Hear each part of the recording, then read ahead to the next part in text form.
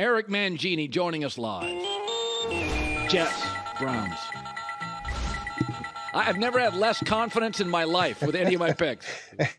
Yeah, well, you're very compelling. Listening to you, you made some great points. You wouldn't know it. I want to start with this. You know this, is that when Green Bay and McCarthy and Aaron broke up, Mike McCarthy took all the hit. He's no good. He's a bum.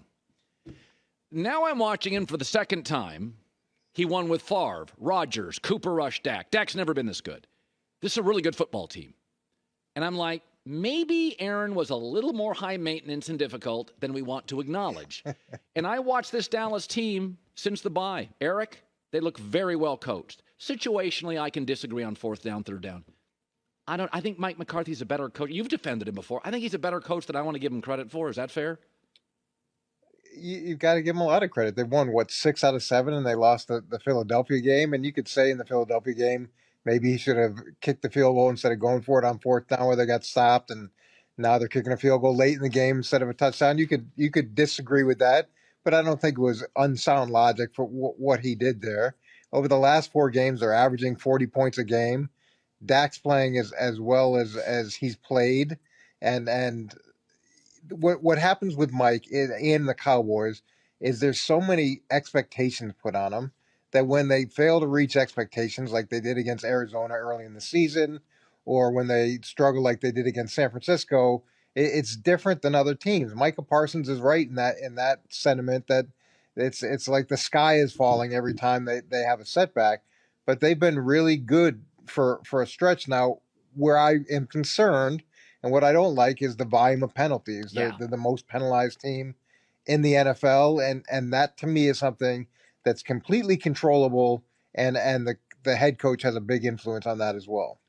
I want to talk about Eagles-Niners for a second, and I've always used a word when describing a franchise quarterback. You know when you have one because they're an overcomer.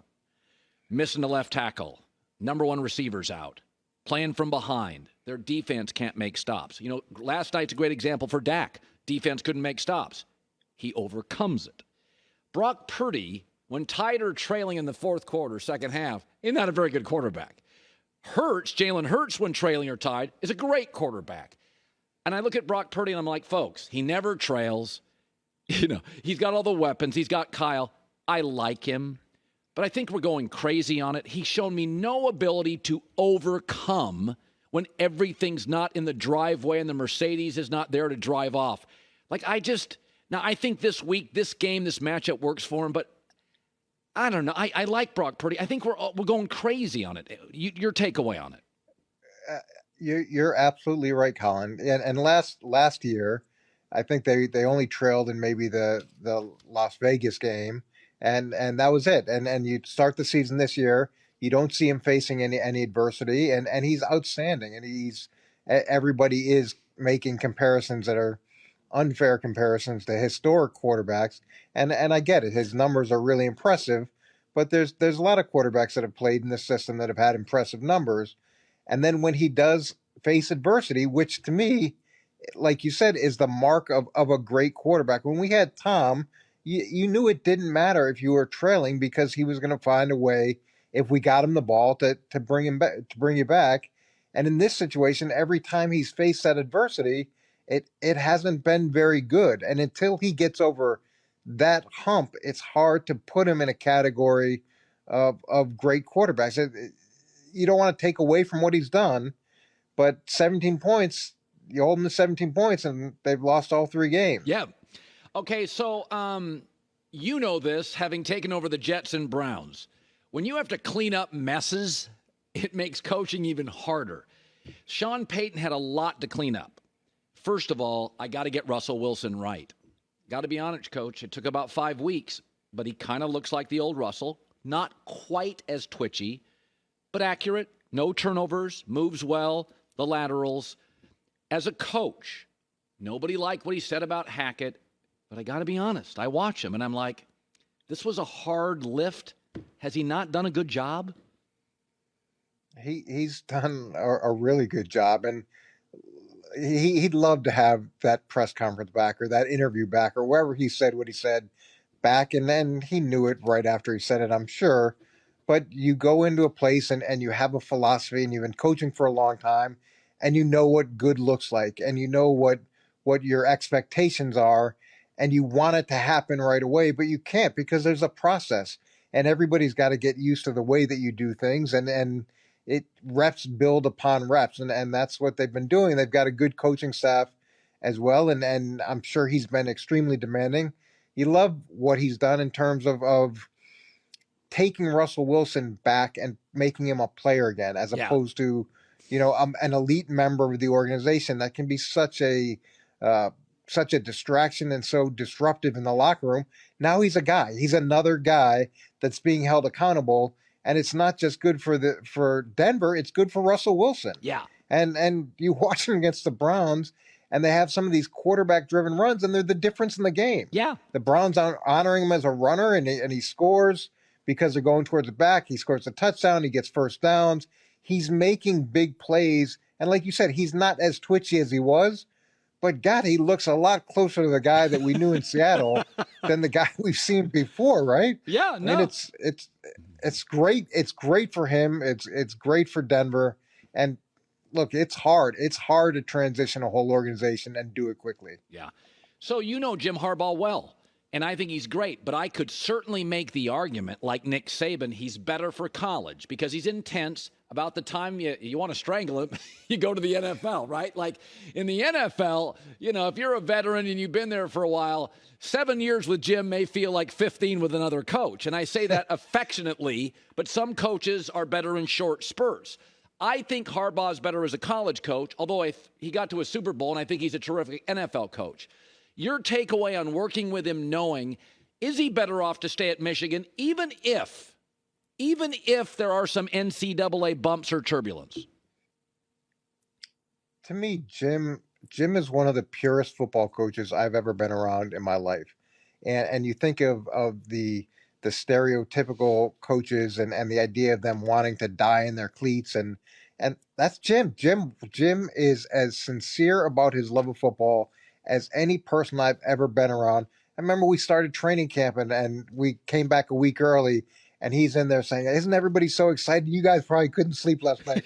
We're all groaning a little bit because we're there a week early. He is that kid in school that can't wait to get to class and can't wait for homework and can't wait for tests. And he just loves everything about it. So it works in college and it works in pro football too.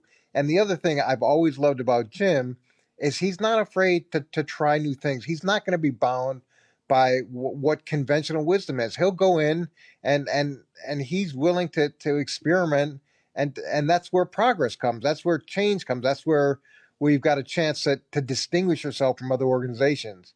There's going to be a lot of openings like there are every year, and I think Jim, if he decides to come back to pro football, will do a great job wherever he lands. All right, my most regrettable Blazing 5 pick of my career, I took the Jets. But one of the reasons I did, not a great pick, but I just have a vibe.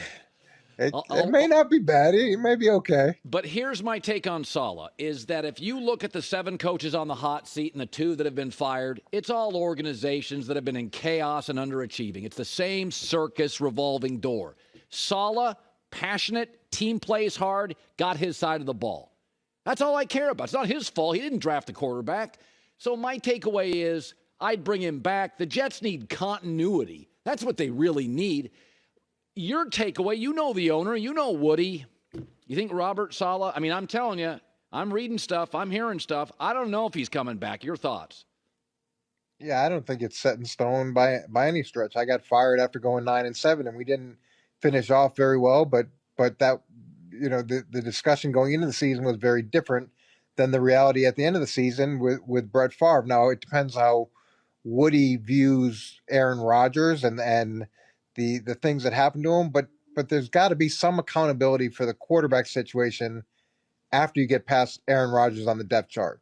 Why was Zach Wilson still in the number 2? Why are they in the situation that they're in right now? Did they really sincerely believe that Zach had matured that much and improved that much so he could carry the team if he went in? That part's discouraging.